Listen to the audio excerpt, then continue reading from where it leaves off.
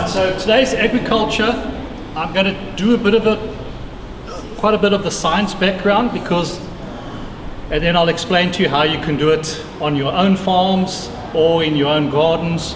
But we have to explain the how first, otherwise if I just tell you do this, then you just believe me or don't believe me. So you need to understand. When you talk of the agriculture industry, it's quite an old industry. I think the average age of farmers is 65, so there's a lot of old farts hanging around in the farming. But more and more farmers, and there's a lot of young farmers moving in, they want to farm in a different way because they see the current farming as a very destructive way of farming, destroying the environment, the soils, everything just to produce some food. So there's a big movement happening there. From the consumer side, we as people, we want to know where our food comes from. We want to know if it's healthy, if it's organic, or whether it's nutritious. These are all the things we are starting to ask questions about. So there's a change coming, and I think we'll be part of this change with this technology. So today I'm going to talk about our environment around us and how this impacts the plants, and how the plants use the energy of our environment to grow, and then how we can change the environment around our plants on the farms and in the gardens using simple devices that you can do yourself. Okay. Put together another book. This one is on the agriculture. So it's 108 pages. It goes through a lot of information. So those that would like to read and really want to get to know about the agriculture and the plasma, you can read the book. You can either buy the book, or we've now got it on Amazon Kindle, so then you can just download it online through Amazon. So, and then you can read. So both books are now on Amazon. Okay, so we have to look at defining our environment, and this is the space between Earth and the upper atmosphere. This is our environment in which we're living. And there's been a lot of talk over the centuries in terms of what this environment is, and some people will call it the ether, or some other people have different names for it. But the way we'll break it down is it's basically filled with magnetical and gravitational fields.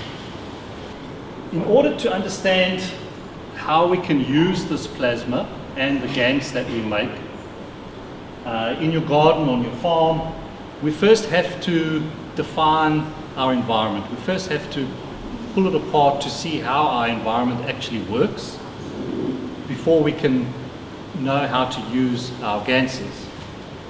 So we then define it that's above the surface and below the surface. So it's above the soil and below the soil. So the plants have their stems and roots above the ground, and then their roots in the ground. Okay.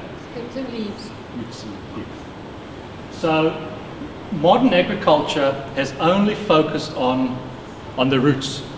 So, you know, they developed fertilizers, I think, after the First World War, and that became a big thing to revolutionize agriculture. So it's all about feeding the roots, whether we feed the soils with the artificial fertilizers, or if we go the organic route, we throw in compost and fish manure and all sorts, but the whole focus has been at the roots, because that's where the scientists have told us, okay, the plants feed from their root system, so we just have to throw everything at the root system. Okay.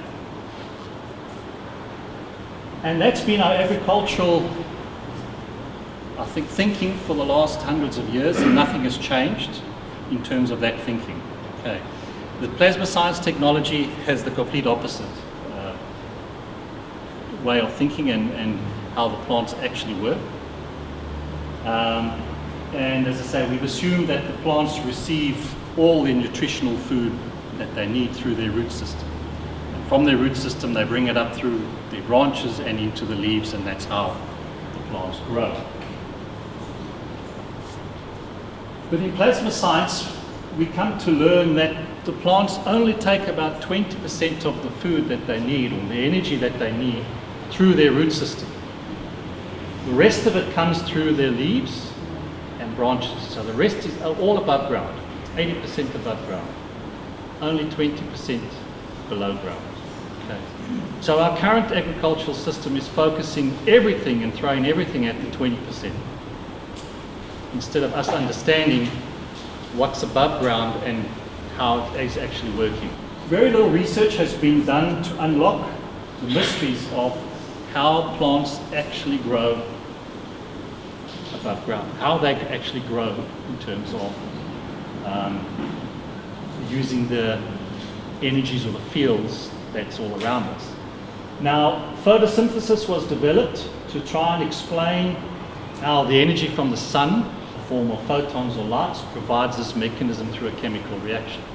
So it's 6 CO2s and 6 waters with the addition of the light, giving us the carbohydrates, sugars, and the release of oxygen. So scientists, through cause and effect, have come up, and we'll go in detail. You'll see why I say cause and effect, because come up with this equation for photosynthesis. But as we've all learnt over the years, a plant is in a GANS state. It's not a physical matter state, like plastic or anything. It's in a GANS state, just like us. And so in a GANS state, there is no chemical equations. Chemical equations and reactions only occur in the matter state, not in our body or in the plants. So this equation of photosynthesis then does not happen in plants. The biodynamic farming, with the work of Rudolf Steiner, has done, out of all of the farming methods, he's the only one that's done a lot of work into looking at the energy or the fields above the soil for the plants. And he used the planetary cycles and the moon cycles and this and that for planting. So he brought a bit of that technology and understanding into it, but that's as far as it's gone. You get your moon guides for planting seeds and this and that, and a lot of the mainstream agricultural people will just dismiss it as woo-woo. But when you understand the plasma perspective, you understand that Rudolf Steiner was onto something. He just was not able to explain it in more detail as we can today. So he's the only, with biodynamics, is the only one that's really been able to look at, say, there is something above the ground which does impact the growth of our plants. Only by understanding our environment can we then use this technology to improve our farming. If we don't understand how it works, there's no way we can improve anything. Then it just becomes a hit and miss approach. Oh, well, we tried this and then this works. Okay. So by truly understanding how our earth works, are we then able to say, okay, now based on this, we can implement certain techniques. So to do that, we have to look at the macro picture. We'll start there and work our way down. So as we know, the sun is a plasma and the earth is a plasma. And what we mean by plasma is that it's a ball of energy that is giving off and taking in fields. So it's got the magnetical and gravitational fields. And these two plasmas, the sun and the earth, interact with each other. If you want to know more about the plasma, then it's in that book as well, which goes into all the details on what to understand that plasma, what a plasma is.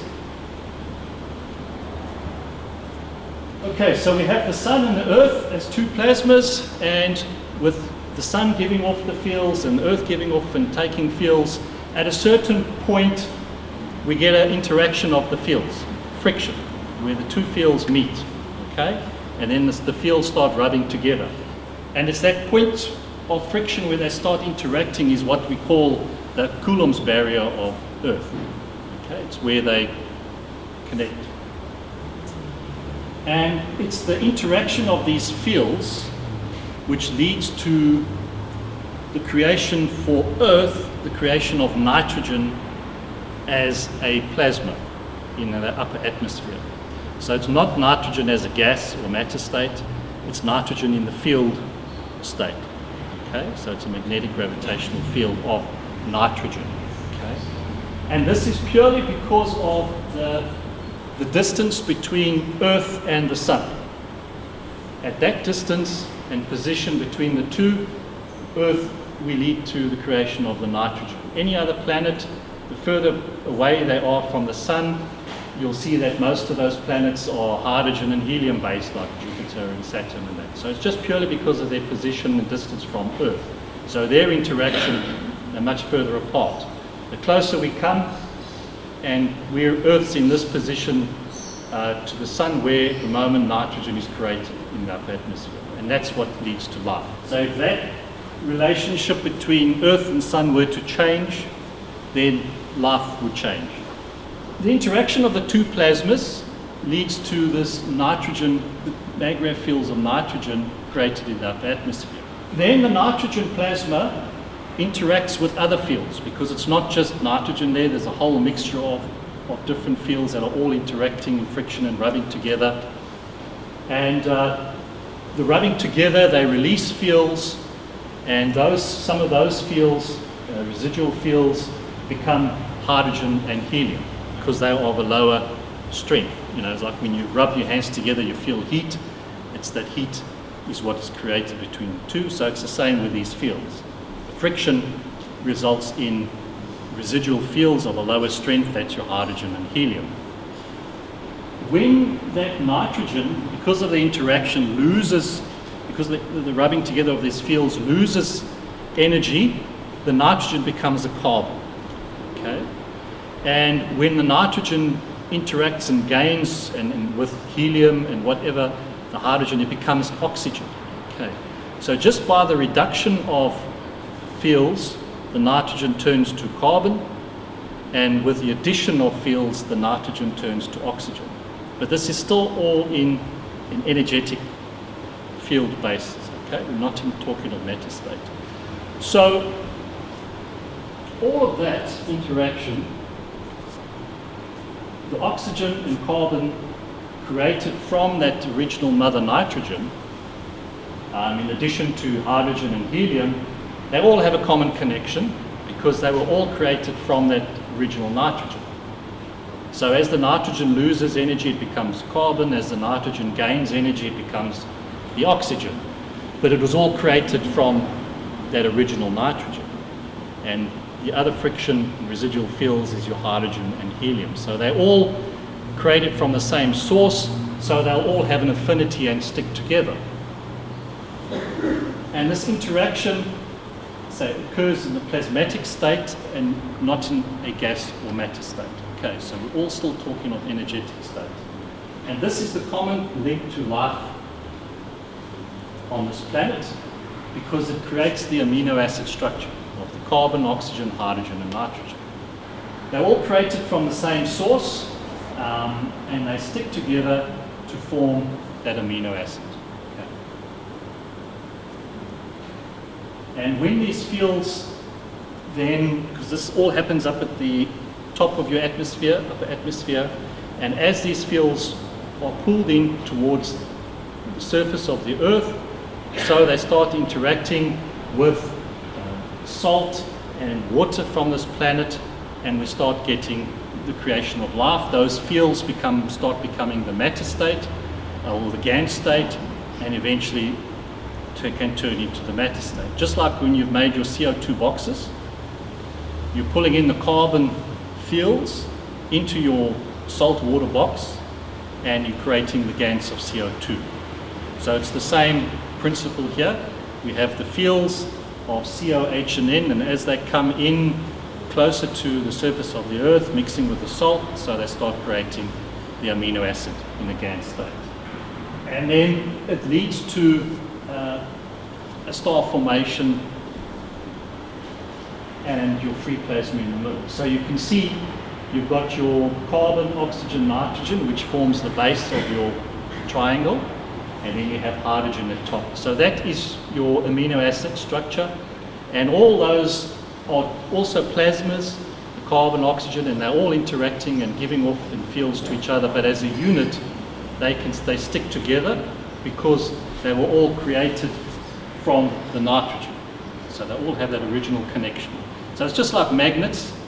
When you have iron magnets, they will all stick together because they're all made of iron. If you make an iron magnet and something out of like copper, for example, it's not going to interact, okay, and connect. So they only connect because they all come from the same source.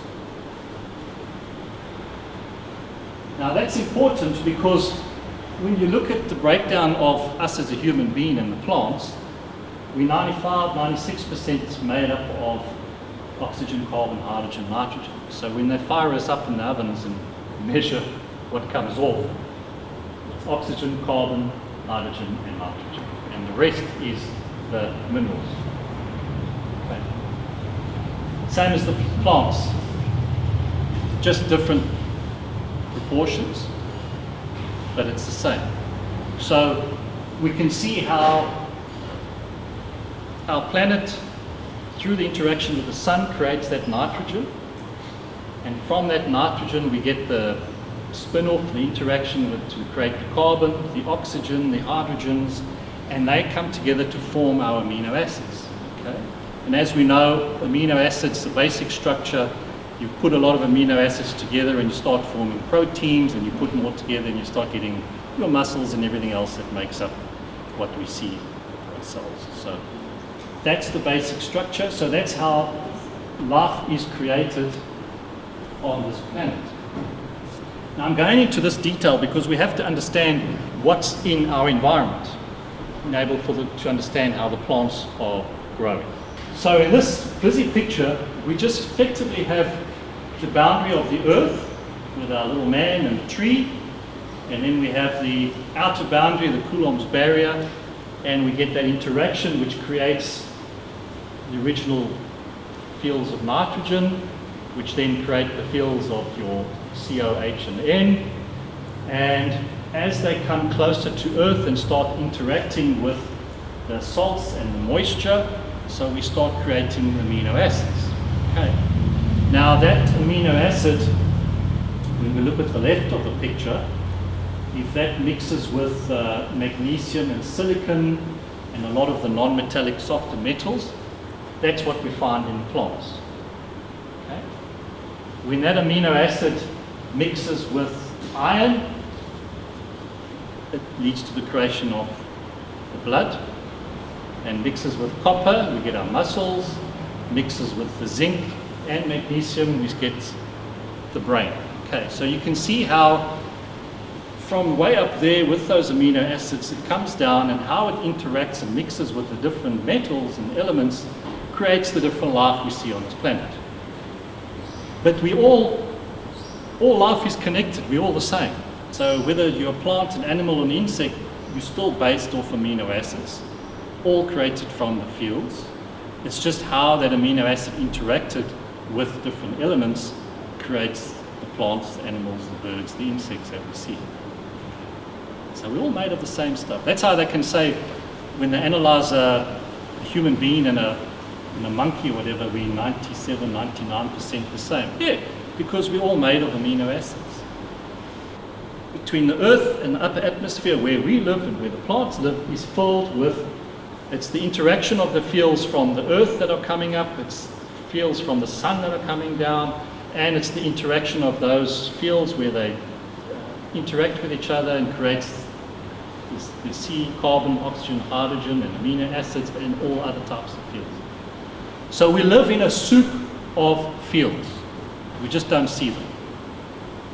The only time we see those fields is basically during the day, when the interaction, because those fields, when they interact with the Earth's fields during the daytime, that's what we see as light. But that's another story. Now we add the trees into the equation. Now, as we know, the trees themselves are also made up of the amino acids. They're also a Gantt state, a plasma. So each and every tree or plant is also giving off and receiving fields. Okay? So we have this whole combination soup of interactions that are happening all the time.